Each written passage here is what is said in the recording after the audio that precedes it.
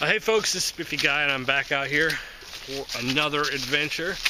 We are currently at Cuivre River State Park. And, we're just coming out here for a day hike with the full pack, as you can see.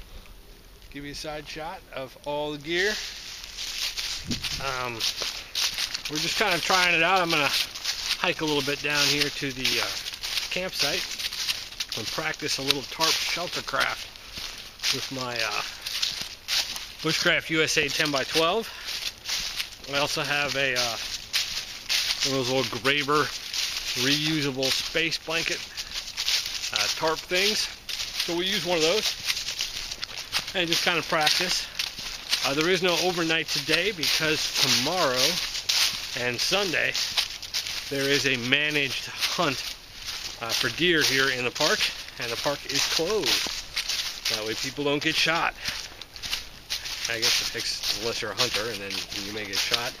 They do a lottery, and they give out tags for the area. I'm sure that they'll do fairly well. There's lots of deer around. At least I have seen lots of sign every time I come here. But the day is, I think, going to be a high of 42 and cloudy all day. But 42 is a heat wave now, as it's getting into winter. Would be nice to have a little bit of snow, but you know, it is what it is. So I'm just going to hike on down the trail, and then we'll get to the campsite, maybe make a fire, cook some lunch a little bit later. But just play with the shelter and try out the tarps and see how they work. So stick around.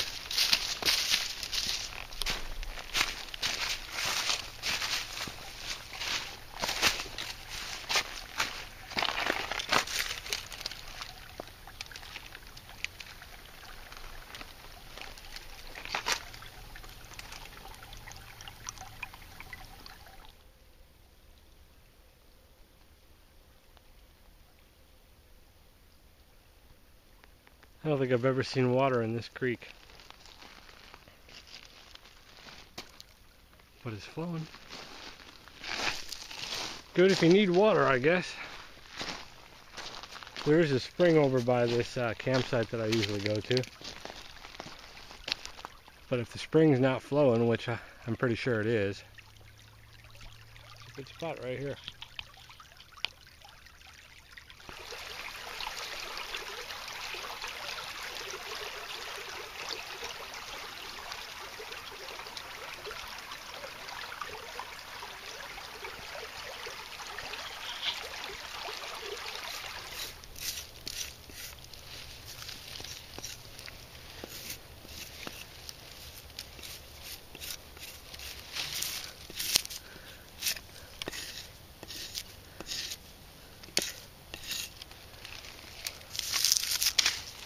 I'm not the only one out here doing rubbing.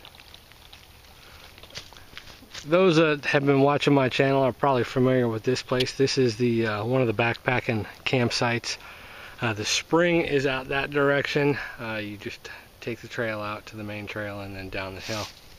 It's on like a little finger here. It does pretty decent. It can get a little wind, but it's got a lot of good sites for tents over there and hammocks and tarps. And that's what we're going to do. We're going to set a tarp up right here, maybe over on this side. That way we can kind of utilize the fire pit and you know, just thinking of things to do. And I know that somebody has in the past that I camped with, they set a plow point up off that tree and went away from the fire. We didn't have a fire that night for heat or anything. I try not to rely on a fire for heat, and that's, you know, kind of my hope with the tarp shelter, is not necessarily to have to rely on fire to stay warm, which is why I would probably still carry my sleeping pad and my 20-degree quilt for sure, because I don't want to be cold, and it gets cold. But today it's nice and warm. We've stripped off all the layers, and we're going to get some firewood and gather some around and see if we can't find anything that hasn't been picked over yet.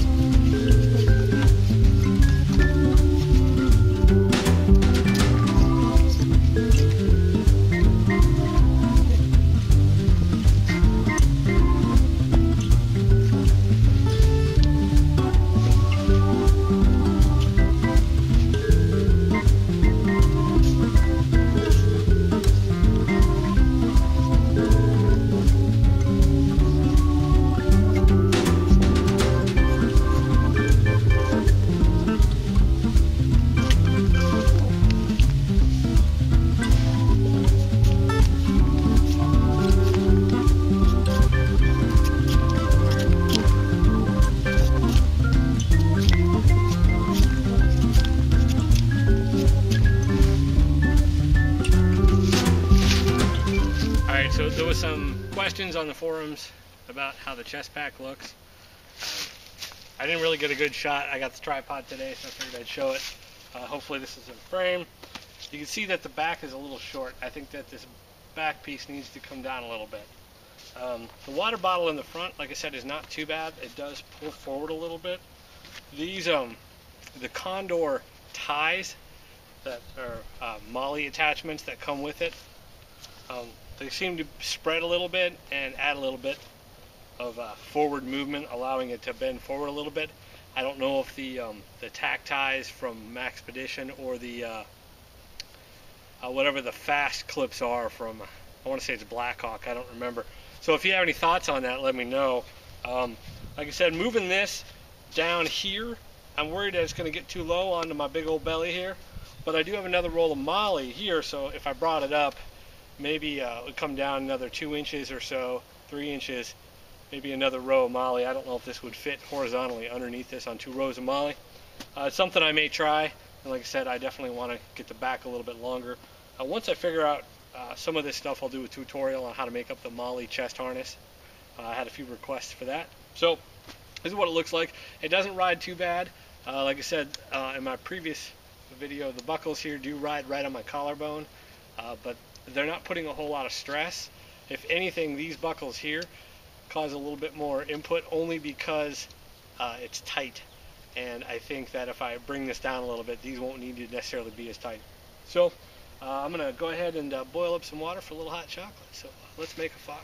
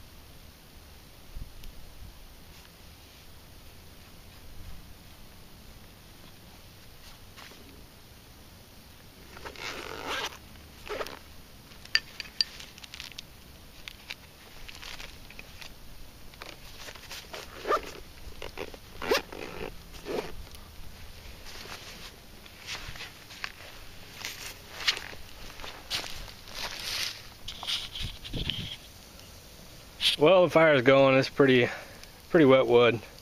I'm surprised that cedar bark didn't go up faster, but I guess it was pretty wet too. Anyway, not the best fire, but it is a fire. Anyway, so we're gonna get rolling here on the tarp stuff. This is the Cuivre space blanket. This is 5x7. Some folks will use this just as a tarp. I mainly got it as a ground sheet. Something to put down. You can use it as a tarp too. It packs up pretty small. It's red on the other side, as you can see there, and it's one of the things that's required for the little Pathfinder class. So I based a lot of this this bushcraft kit off of the list that they require, in hopes that perhaps someday I will go to one of those classes just for some fun. So let's get out the Bushcraft USA tarp. That thing is going to be a palace. But here is the tarp kind of configuration number one. This is sort of an A-frame, so to speak. You can see that these trees don't go, well, they go straight across, but I have this other tree on the back side. And so what I did is I just sort of set it up and I went cockeyed as opposed to coming off the middle tie out, which is right here. And I could always guy this out too if I needed to the tree, or down towards the ground like this to give it sort of a windbreak. and then I just did the Prusik with just a toggle. And the front end is a little low. If I was using a fire, I would probably want to raise that up. I could take my trekking poles though, and I got 2 tabs here. I could raise them up. Well, I got a tab here, here, here, and here. There's a lot of tabs on this. I've really come to the conclusion that the 10x12 tarp is a fantastic tarp. It is just way too big, in my opinion. It's a really, really large tarp, and I don't know, it's kind of hard to find space to set it up. So I mean, like if I wanted to do a plow point, it would be a very large one. But there's a ton of room on the inside, and it should cover me, and then I could always take these sides down and give myself a little bit of rain coverage if I needed to. So once again, I mean, the tarp is great. It's just really, really large. So give you a side view here. The back isn't very tight. I could probably adjust that by raising my ridgeline a little bit if I wanted to. The ridgeline's not very tight, honestly. I'm just kind of messing around. So let's try a different configuration. All right, so here's another variation on that same theme.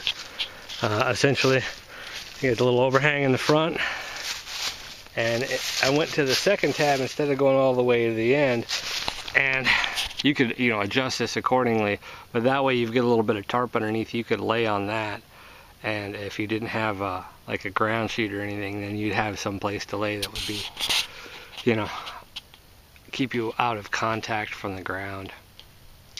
You might want to stake those corners out. You can see I got a little wind coming up underneath. And then in the back here, to get a little bit extra room, I just went ahead and grabbed a couple tie outs. These are the self-tensioning tie outs. I did a video on that. You can go back and take a look. Perhaps I will put an annotation to it up here if I can figure out how to do that. But they work out real good, and then they just loop on, you know, so you can take them right off if you need to. So it's kind of a weird configuration with this little tree right here. It kind of eliminates some of the options. So I'm going to try to do another one here that would be a little bit more quote-unquote weatherproof. So let's see what I can come up with. All right, here's another one that you could do. And it's basically just sort of kind of like a plow point, I guess. I went out to the second tab, and that way I get sort of this angled door, if you will, right here. If it was really bad, what you could do is you could take your Prusik and put it on the second tab and use a guy line to kind of bring that down as a beak. But, you know, you get a lot of extra tarp on the inside, which could protect you from the ground, and you could sit up here. I made the ridge line about head height on the tree. If you needed it lower, you could, if the weather was really nasty. Another option also on the back here is you could take your tie outs and you could either tie this up to a branch, and now that expands a lot of space, or you could bring it back, have a stick here, and if your line was long enough, you could come out to a stick and then go down to the ground and stake it, and that would give you a little bit more height. I'm just kind of messing around. I don't really do too much with the tarp. You know, I've got the tarp tent and that works really well, but I kind of want to get into trying out the tarp a little bit. But I also want to make sure that I'm covered for weather. That's my concern. So, and like I said, this 10x12 is almost too big for use, you know. I mean, if you were in cramped areas. I think what I'm going to do is I'll have to look up a bunch of different tarp configurations and come out and try again, you know, just keep practicing. I mean, it's pretty easy to set up. This one only takes, you know, 3 stakes if you come all the way to the end, or 5 if you want to make those little door thingies. You know, typically I would probably carry 6 to 8, you know, just to be safe. And then you can put that ground sheet on the bottom, and if I'm sort of bushcrafting here, I'm carrying my military poncho. So if the weather was really bad, I could rig that up off the ridge line in the front like a beak. And with this particular setup, you could have a little fire in the front. You know, I'd be worried about embers getting on this fabric. This is the ultralight fabric, so it is it's a little bit thinner, and it doesn't have any fire protectant on it. Obviously, in this particular case, you'd probably want to set up on this side, since the wind is blowing directly into the tarp. You know, as you can see as it balloons out. I would be smoky all night. Can you smoke humans? I'm sure you can. Some folks may ask what this yellow line is. This stuff is called Zinget. It's it's designed for like marine throw ropes and stuff like that. It works well. So here's an option. You could, instead of using a trucker hitch, you just use your Prusik as you're tightening. This stuff is, it works real well. It doesn't hold water like paracord will. It's a little expensive. You could buy it at, like, I bought it online at West Marine. It holds friction knots okay, but if you're doing like a Prusik or a taut line hitch, you're going to want to add an extra wrap or two just to make sure, because it's a little slippery. But it's nice to use for bear bags and things like that because it's light. I like this yellow color because it's easy to see on the ground.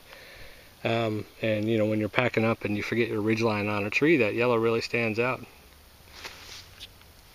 Alright, so this is another configuration, very similar. It's got a lot of room. I can move. I've got headroom here, so I can definitely sit up if it's raining out. I can sit here. It does use a trekking pole, but you could use a stick or whatever if you needed to. That'll work out. And you know, once again, this tarp is really big, so the configuration takes up a lot of space, and it's a little harder to do than, say, with an 8x8 or a 10x10, which is a pretty common tarp size for everybody. Let me just climb out of here, and then we'll do a little 360. I'll show you what I'm doing. Okay, so as you can see, I got my Prusik on the second tab, and then trekking pole is just tied off on the first tab. And these are adjustable. You could move them in if it was raining quite a bit. And you know, you could stake this out on each tab if you wanted to. And I have this tree in the way, but you can bring out this corner right here. And as you can see, you get a little bit more bottom room, and it would also keep the tarp from blowing up if wind came in. I got a weird position. I got a bit of a log in the way. But another option would be to take your ridge line and put it in between the second and the third tab, and then tie them both off to that with some sort of Prusik or knot that you could tighten, and that way they would both be tight there, and you could almost make a box shape. I'm sure that's a standard configuration. Like I said, I haven't messed with tarps too much, so this is kind of new to me. But now I think is a good time to kind of fool with it. There's no bugs, and it's not really, we're not going to get any severe torrential rains and stuff. Mainly we'll be dealing with snow and sleet in the coming winter months, and a tarp really is going to keep you just as warm as a tent. I know some folks say that tent will retain heat, and it will to a certain extent, but both of them are a roof over your head, and you know, either one, I'm not really too concerned about raccoons or anything coming in and getting me. And with this particular configuration, you've got these little doors. You could bring these in and kind of close it off a little bit, and there you go. So that's another option for a tarp setup. That's pretty much about it. I was just fooling around, and the sun is starting to go down in the sky. It's about 2 or so, so I need to start packing up and head home before it gets dark. But if you guys have any questions or comments, if you've got some good tarp configurations, you know, go ahead and post comments below or stick them up on the Facebook page. You know, I put some of this information up there, so go on over and hit the subscribe button there. And I appreciate you guys watching, and just remember that life is an adventure, so go out and have one.